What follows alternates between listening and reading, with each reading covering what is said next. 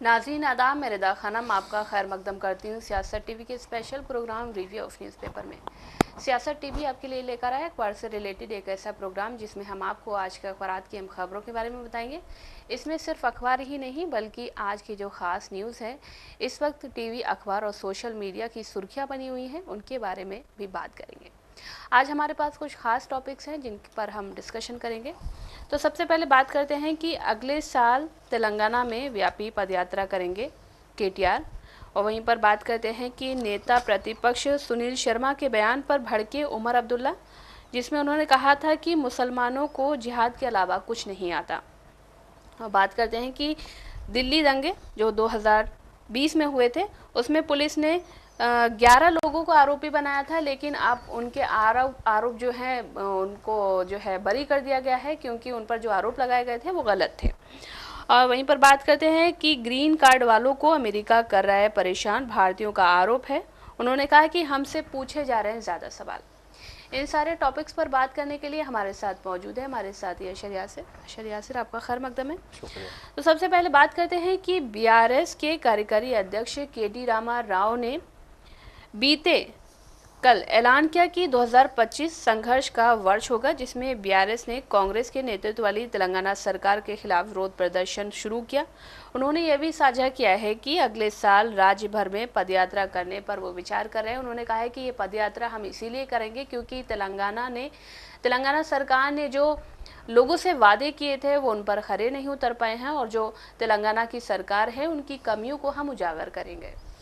बिल्कुल सही। देखिए, जिस तरह से उन्होंने पदयात्रा की बात की है तो साउथ में पदयात्राओं का एक बड़ा अच्छा वो रहा है कि जिसने पदयात्रा की है वो लोग सत्ता में आए। सबसे पहले राजशेखर रेड्डी ने पदयात्रा की जी। उसके बाद हमने अभी देखा था कुछ समय पहले कि जो आंध्र प्रदेश के मुख्यमंत्री थे जगन मोहन रेड्डी, उन्होंने एक पदयात्रा की थी। उसके बाद मल्लू भट्टी ने की पदयात्रा।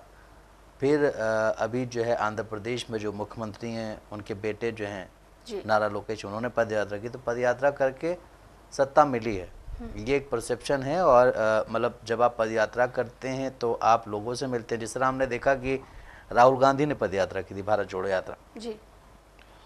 उसके बाद कहीं ना कहीं राहुल गांधी में चेंजेस आए हैं, उसके बाद कहीं ना कहीं कांग्रेस पार्टी में चेंजेस आए हैं, उसके बाद फिर आप देखिए कि 99 सीट्स से आपकी जो है क्या बोलते हैं 100 सीट्स हो गई, 101 या 100 हुई हैं ऐसे, ठीक है, लोकसभा में। तो ये चेंजेस आते हैं पदयात्रा करने के बाद कि आप लोगों से मिलते हैं, उन लोगों से मिल करके फिर जो चीज़ें ज़रूर, क्योंकि रीज़न क्या होता है कि आपके पास जो लोग बैठे होते हैं उनमें से कुछ लोग तो चाटुकार होते हैं, जो बड़े लीडर्स होते हैं उनके बहुत सारे लोग चाटुकार होते हैं, ठीक है। और दूसरे आपको वो सारी इन्फॉर्मेशन नहीं पहुंच पा रही होती है जिनकी ज़्यादा ज़रूरत होती है जी। तो पदयात्रा इसीलिए ज़रूरी है क्या बोलते हैं पॉलिटिशियंस के लिए कि वो लोग फिर खुद ज़मीनी लेवल पे होता है। अभी हमने देखा कि नीतीश कुमार ने एक यात्रा निकाली थी, संविधान यात्रा, सॉरी संवाद यात्रा, ठीक है।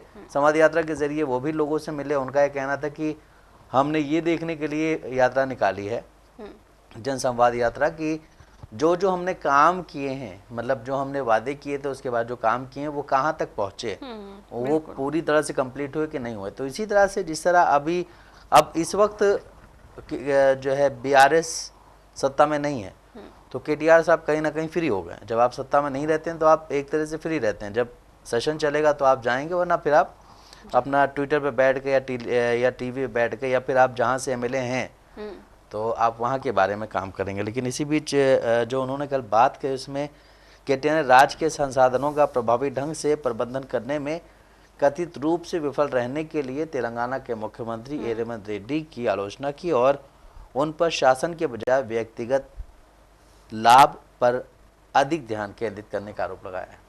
केटीआर ने कहा है कि जो पदयात्रा है वो बीआरएस को सत्ता में लाने पर केंद्रित होगी, जिसमें पार्टी के ऐतिहासिक महत्व और लोगों के अधिकारों के लिए लड़ने की उसकी प्रतिबद्धता पर प्रकाश डाला जाएगा। केटीआर ने साथ ही आगे ये भी कहा है कि पिछले 24 सालों में बीआरएस एक आंदोलनकारी पार्टी से सत्तारूढ़ पार्टी में बदली है और अब वो विपक्षी पार्टी के रूप में है। ये प्रभावी रूप से जनता की चिंताओं को उठा रही है। साथ ही उन्होंने कहा है कि मौजूदा कांग्रेस सरकार जो है वो 15 महीने के शासन को लेकर जनता में असंतोष बढ़ रहा है। केटीआर ने जोर देकर कहा है कि बीआरएस अगले चुनाव में जीतने के लिए तैयार है। उन्होंने कहा लोग बीआरएस को सत्ता में वापस देखना चाहते हैं और ये निश्चित है कि केसीआर एक बार फिर मुख्यमंत्री की भूमिका निभाएंगे। जिस तरह से बोला गया है कि अभी जो हालिया जो यहाँ पे सरकार है कांग्रेस की, जो मुख्यमंत्री रेवंत रेड्डी, इससे जो है ज़्यादातर लोग खुश नहीं हैं, ऐसा बताया जा रहा है क्या बोलते हैं केटीआर की तरफ से जी। और उन्होंने ये कहा है कि हम जो ये पदयात्रा निकालेंगे, जो अभी 15 महीने कांग्रेस ने लिए हैं पूरा, इसमें कहीं ना कहीं बहुत सारे काम नहीं कर पाई है। 15 साल में लोगों के बीच में असंतोष पैदा हो रहा है, कुछ का मूड बदल सकता है, कुछ हो सकता है। इस तरह अभी हमने देखा था कुछ पिछले दिनों की असेंबली में अकबरुद्दीन ओवैसी ने कुछ बात कही थी, तो उस पर रेवंत रेड्डी ने ये कहा था कि देखिए अकबर साहब, हमें और आपको जो मौका मिला हमें उसे निभाना होगा और उस पर हमें काम करना होगा। हमें ये नहीं देखना होगा कि हम अगली बार जीत के आएंगे नहीं आएंगे, क्योंकि एक ही मौका मिला है अभी, इसी में हमें जो भी जनता के लिए काम करने हैं, जितने भी काम करने हैं, सारे काम हम कर सकें। हम ये नहीं सोच रहे कि हम अगली बार आएंगे, वो हम लास्ट के ईयर में सोचेंगे, उस पर हम लास्ट के ईयर में काम करेंगे। लेकिन अभी जो हमारे पास टाइम है उसमें हमें जनता के लिए काम करना है। तो हमें ये नहीं सोचना चाहिए कि हम अगली बार आएंगे नहीं आएंगे, ये सब कुछ नहीं, हमें सिर्फ काम पे ध्यान देना चाहिए। तो उन्होंने ये कहा है कि हम लोग जिस तरह से जहाँ से उठ करके यहाँ तक पहुँचे हैं, बहुत ही स्ट्रगल से पहुँचे हैं। तो जिस तरह से बोला गया कि अभी 15 महीने में जो है जो यहाँ की सत्ता है उससे जनता जो है नाखुश है। लेकिन अगर देखा जाए तो कहीं ना कहीं कांग्रेस पार्टी ने कुछ वादों को पूरा किया है। जिस तरह से आप देखिए कि बस फ्री बस सेवा वाला वादा पूरा किया, हालांकि उसके बाद कहीं ना कहीं देखें तो TGSR वो जो है क्या बोलते हैं बस वाले जो हैं कंडक्टर्स, TGSRTC के जो कंडक्टर्स हैं उनको जो है कहीं ना कहीं थोड़ी सी परेशानी हुई है। शुरुआत में देखा जा रहा था कि उनको क्या बोलते हैं आधार भी देखना है, फिर टिकट भी काट के देना है, और भीड़ भी अब तो खैर कम हो गया, लेकिन शुरुआत में बहुत भीड़ हो रही थी तो उनको परेशानी हो रही थी। लेकिन अब धीरे धीरे चीज़ें जो हैं क्या बोलते हैं वो उसमें आ जाती हैं, उसमें क्या बोलते हैं डेली उसमें आ जाती हैं, तो उससे परेशानी नहीं होती है। उसके बाद कुछ और वादे किए तो उन पर भी काम किया, और कुछ वादे ऐसे भी थे जिनमें कैटेगरीज बनाई गई। अभी जो बजट पास हुआ है, जो अनाउंस हुआ है, उसमें बहुत सारे वादे किए गए। अब देखना ये है कि 25-26 का जो बजट पेश किया गया उस पर अब किस तरह से अमल किया जाएगा या किस तरह से उस पर काम किया जाएगा, ये अब देखना बाकी। अभी तो बजट अनाउंस हुआ है, अब उस पर जो है क्या क्या होना बाकी सब देखेंगे। जी, आपने कहा यासिर कि लोगों से मिलना बहुत ज़रूरी है शारीरिक तौर पर, क्योंकि दूरदर्शिता बहुत ज़रूरी है। राजनेताओं में ये खासकर बहुत ज़रूरी है, क्योंकि उनको लोगों के पास जाकर उनकी समस्याएं जानना ज़रूरी है, तभी वो लोगों के लिए अच्छा काम कर सकते हैं। बिल्कुल, आप देखिए कि राहुल गांधी जो हैं इस देश में इस वक्त कहीं ना कहीं, हाँ वो बात अलग है कि कांग्रेस पार्टी सत्ता में नहीं आ रही कई जगहों पे, लेकिन राहुल गांधी इस वक्त मुझे लगता है कि मजबूत नेता हैं एक विपक्ष के, ठीक है। और राहुल गांधी के पीछे बीजेपी ने बहुत पैसा खर्च किया उनको पप्पू बनाने में, हर जगह से, चाहे टेलीविज़न के कुछ एंकर्स हों उनको भी अपने पाले में लेकर के फिर ये सारी चीज़ें की गई हैं। लेकिन नरेंद्र मोदी जी के पास अभी ये चीज़ नहीं है कि वो इस तरह से बात कर सकें, ठीक है। वो राहुल गांधी के अंदर है, वो जा करके हर जगह मिलते हैं लोगों से। नरेंद्र मोदी जी जब वहाँ के चीफ मिनिस्टर थे तब भी उनके अंदर ये चीज़ें नहीं थी। अब वो प्रधानमंत्री बने 2014 से, तब भी वो चीज़ें नहीं। वो भाषण दे सकते हैं, भाषण देने में मतलब मुझे नहीं लगता कि उनसे बढ़िया इस वक्त कोई नेता होगा।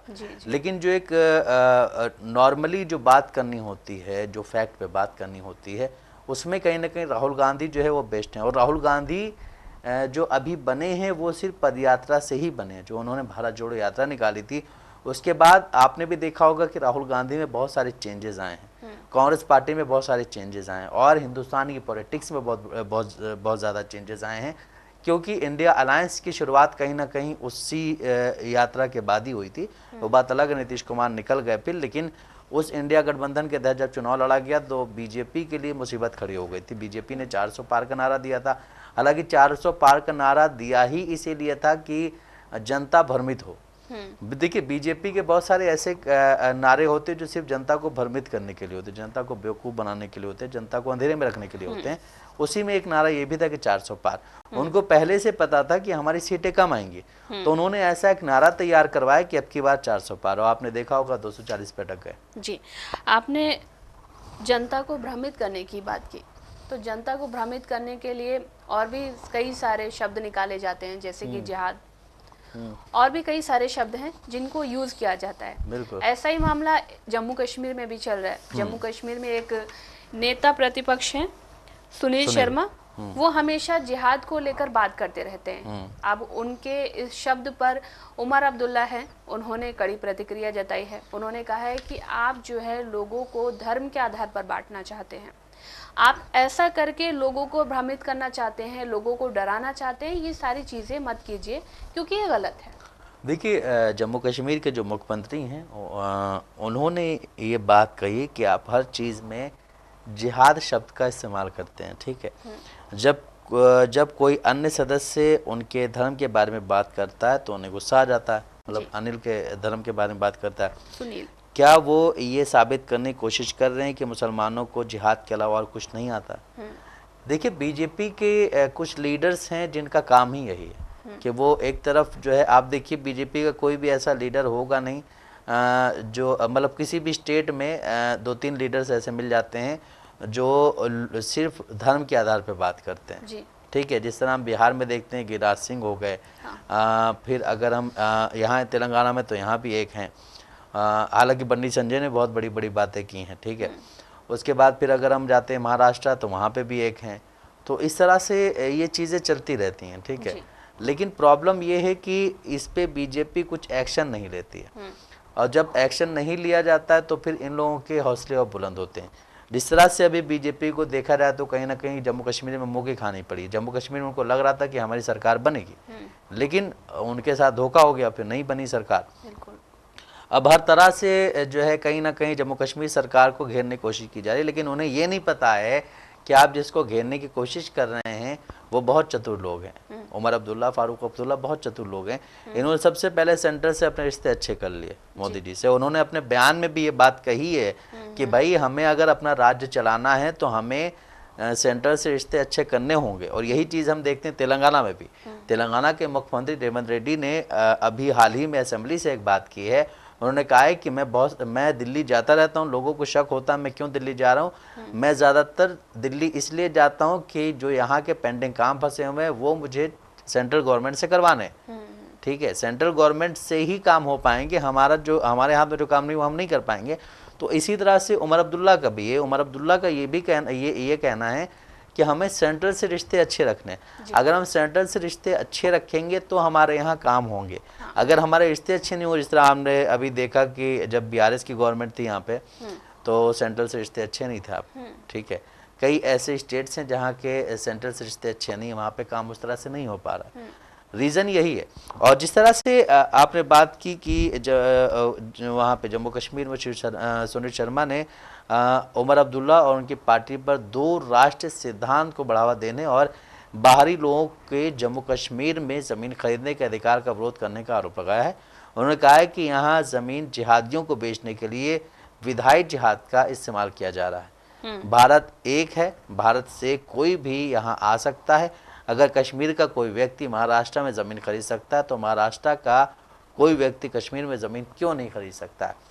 आप ये देखिए कि जब धारा 370 हटाई गई थी, 35 से हटाया गया था, उस दौरान ये बात कही जा रही थी कि अब जो है कहीं का भी इंसान जा कर के जम्मू कश्मीर में ज़मीन खरीद सकता है। क्या आप आज की डेट में बता सकते हैं कि मतलब कितने लोगों ने ज़मीनें खरीदी हैं?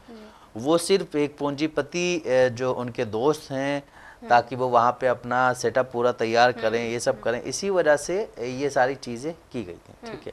प्रॉब्लम यही यहाँ पे कि यहाँ जो भी चीज़ें होती हैं जनता को लगता है हमारे फ़ायदे के लिए हो रही हैं, लेकिन जनता इतनी बड़ी मूर्ख है कि उसे ये नहीं पता है कि ये जो चीज़ें हो रही हैं ये सिर्फ दोस्तों के लिए हो रही हैं। वो भी दो दोस्त हैं, उन 2 दोस्तों के लिए हो रही हैं, उसके अलावा किसी के लिए नहीं हो रही।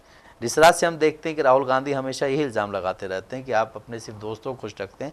तो जम्मू कश्मीर में भी आपने देखा कि जब ये हटा था उसके बाद यही बोला गया था कि ज़मीनें कोई भी खरीद सकता है, कहीं से भी आके कोई ज़मीन खरीद सकता है। कई लोगों ने तो बहुत बड़ी बड़ी बातें कही थी, लेकिन एंड ऑफ द टाइम आप देखिए कि वहाँ पे कितने लोगों ने ज़मीन खरीदी। भाई साहब, आप पहले जो है यहाँ ही ज़मीन खरीद लो जहाँ के आप हो, कश्मीर तो आप बाद में जाएंगे, ठीक है। और फिर जब आप देखिए, आपके अंदर एक घृणा भरी जा रही है, आपके अंदर वो चीज़ें भरी जा रही हैं कि एक समाज जो है या एक धर्म के लोग जो हैं वो ऐसे हैं, ठीक है। और वही चीज़ है कि अभी जब CNRC का प्रोटेस्ट चल रहा था, जब ये हो रहा था कि एक हवा फैलाई जा रही थी कि सारे मुसलमानों को यहाँ से भगा दिया जाएगा, उस दौरान भी कई लोगों की रिपोर्ट ये सामने आई है कि बहुत सारे नॉन मुस्लिम जो थे वो कुछ घरों पे निशान मार के बैठे हुए थे कि ये चले जाएंगे तो हम ये वाला घर ले लेंगे, और इसीलिए मोदी जी को दोबारा आना चाहिए, वो वगैरह वगैरह। और मतलब ऐसी चीज़ें भर करके कहीं ना कहीं बीजेपी वोट ले रही है। और जिस तरह से अभी कुछ सोशल मीडिया साइट्स पे कुछ क्या बोलते हैं AI टूल्स भी आए हैं, उसमें भी अगर आप देखें तो जब भी कुछ ऐसा सवाल किया जा रहा है तो उसमें यही कहा जा रहा है कि इन दंगों से बीजेपी को फ़ायदा होता है, इन ऐसी भाषाएं बोलने से जो लोगों के दिमाग में एक परसेप्शन पैदा होता है उससे बीजेपी को फ़ायदा होता है। हालांकि और कुछ पार्टियां ऐसी हैं जो इसका विरोध कर रही हैं, लेकिन सिर्फ बीजेपी एक ऐसी पार्टी जो इसका इनडायरेक्टली कहीं ना कहीं समर्थन कर रही है। जी, आज से 5 साल पहले दिल्ली में दंगे हुए थे 2020 में, उसमें कुछ आरोपी बनाए गए थे। वो दंगे इसीलिए हुए थे क्योंकि नागरिकता संशोधन अधिनियम जो लाया गया था उसको लेकर कुछ लोग विरोध में उसके नारेबाजी कर रहे थे, कुछ लोग उसके समर्थन में। लेकिन उसी बीच एक क्लैश हुआ, दोनों जो है गुट आपस में भिड़ गए, उसमें कई सारे लोगों को चोटें आई, कई सारे लोग घायल हुए, और वहीं पर एक ऑटो ड्राइवर था उसकी हत्या हो गई। और उन सारी चीज़ों में एक 11 आरोपी बनाए गए थे, वो थे मुस्लिम, उनको आरोपी बनाया गया था और कहा गया था कि इनकी वजह से वो दंगे भड़के हैं। लेकिन बाद में जब पता चला तो वो 11 जो लोग थे, अभी उनको जो बरी किया गया है, तो कोर्ट ने ये कहते हुए बरी किया है कि ये जो है, जो चालक बब्बू थे, उनकी जो हत्या के आरोप में जो 11 लोगों को बरी किया है, अदालत ने ये कहते हुए बरी किया है कि अपराध में उनकी कोई भूमिका नहीं थी और असल में वो पीड़ित व्यक्ति के लिए सहानुभूति रखते थे, वो पीड़ित व्यक्ति के हमदर्द थे। वहीं पर 8 लोगों पर जो है आरोप तय किए गए हैं, वो हिंदू समुदाय से हैं। देखिए, जब दंगे हुए थे उस दौरान काफ़ी सारी चीज़ें कही गई थी और इस दंगे को भड़काने के लिए बहुत सारी कोशिशें की गई थी, तभी दंगा भड़का। जिस तरह से हमने देखा अभी नागपुर में जो हालात हैं, नागपुर में भी दंगा जो भड़काया, जो दंगा हुआ है, जो वायलेंस हुआ है, जो राइट्स हुए हैं वहाँ पे, वो कहीं ना कहीं कुछ 1-2 पॉलिटिशियंस के कहने पे हुए। जब उन्होंने ऐसे बयानात दिए तो जा कर के ये क्या बोलते हैं दंगे हुए हैं जी। और उसी तरह से हमने देखा कि दिल्ली में भी जब CNRC प्रोटेस्ट चल रहा था उस दौरान कई तरह की इल्ज़ामात लगाए गए, कई लोगों को उस प्रोटेस्ट शाहीन बाग में भेजा गया, कई लोगों को भेजा गया कि वहाँ पे जाके कुछ गंद फैलाओ, लेकिन वहाँ का मैनेजमेंट इतना अच्छा था कि वो गंद नहीं फैल पाई, जिससे वो कहीं ना कहीं देखा जाए तो सक्सेसफुल एक प्रोटेस्ट रहा। और वो प्रोटेस्ट हमारे यहाँ जो है ख़वातीन ने शुरू किया था, और ख़वातीन ने ही उसका ख़ात्मा किया, और वो भी ख़वातीन जो एजेड माशाल्लाह उन्होंने शुरू किया और बड़ी अच्छी तरीके से बात भी करते थे, पूरा मैनेजमेंट था। लेकिन अब बात अगर करते हैं ये जो ऑटो चालक बब्बू की हत्या का मामला, इसमें 11 लोगों को बरी कर दिया गया। अदालत ने ये बताया है कि उसकी जो तहकीक हुई है वहाँ पे जो चीज़ें रखी गई उसमें ये कहा गया है कि इस घटना में जिन लोगों को पकड़ा गया था, जो 11 लोगों को बरी किया गया, उनको जो पकड़ा गया था इस वजह से पकड़ा गया था कि वो इनके अगेंस्ट में काम कर रहे थे, मतलब उनको नुकसान पहुंचाने के लिए काम किया। लेकिन बाद में जब रिसर्च हुई, जब इस पर तहकीकात हुई तो पता चला कि नहीं, वो लोग तो इनके सपोर्ट में खड़े थे, इस वजह से इनको छोड़ा गया। और अब आपको बता दें कि उनके नाम क्या हैं।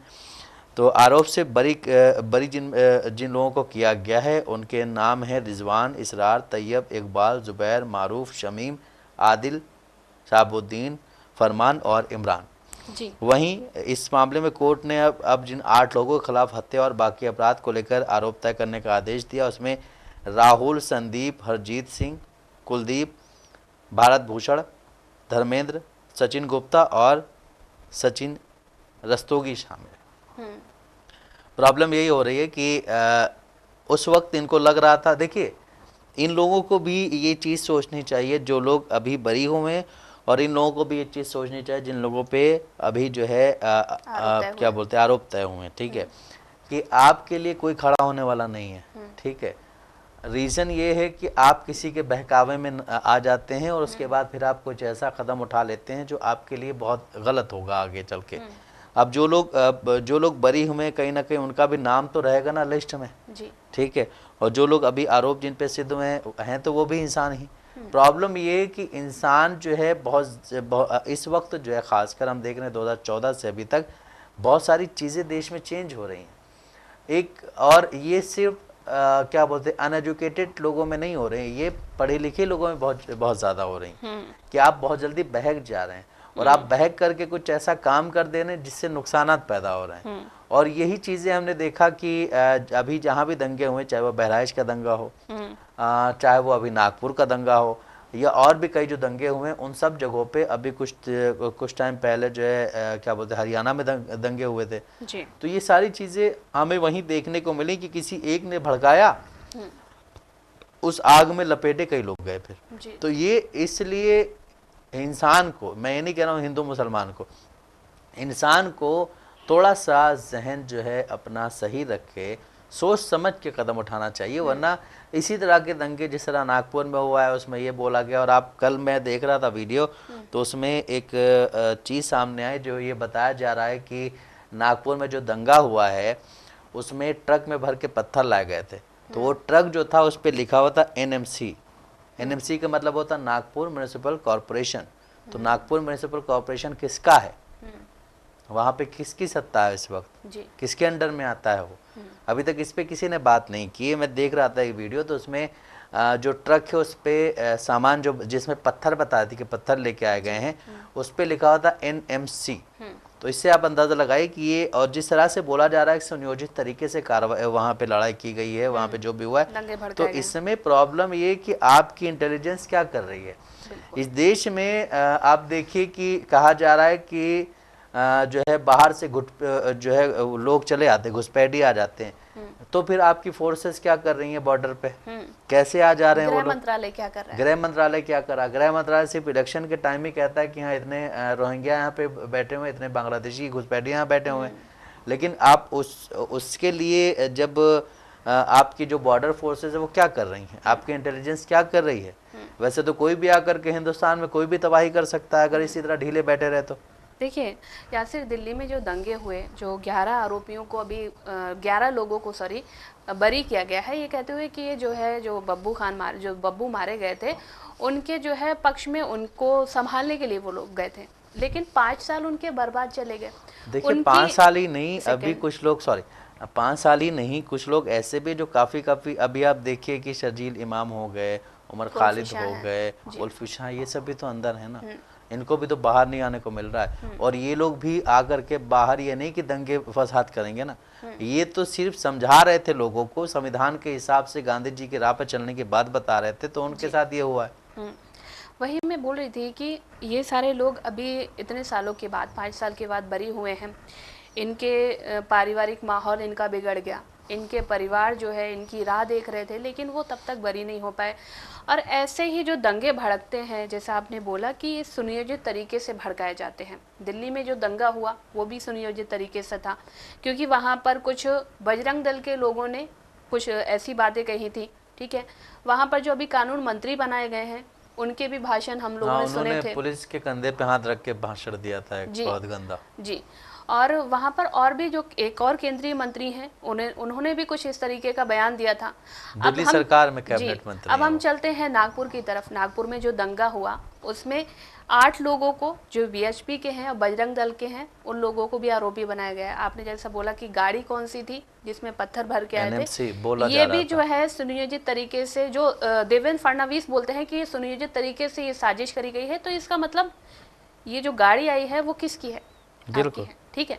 और संभल में जो दंगे हो यासिर, वहाँ पर जो रिपोर्ट जो सर्वे करने के लिए गए थे, जो विष्णु शंकर इनका नाम है, वकील साहब, वो जी वकील हैं वो पेशे से, वो अपने साथ लोगों को लेकर गए थे JSR का नारा लगवाते हुए। उनका मकसद सिर्फ सर्वे करना नहीं था, उनका मकसद था दंगे भड़काना। बिल्कुल ठीक है। नागपुर में जो हिंसा हुई उसमें जो है नितेश राणे हैं, राजा सिंह ने एक दिन पहले भाषण दिया था, उसके दूसरे दिन ही ये दंगे भड़के। कब से औरंगजेब का मामला चला आ रहा है, इलेक्शन से पहले, लेकिन इलेक्शन से पहले ऐसा कुछ भी नहीं हुआ।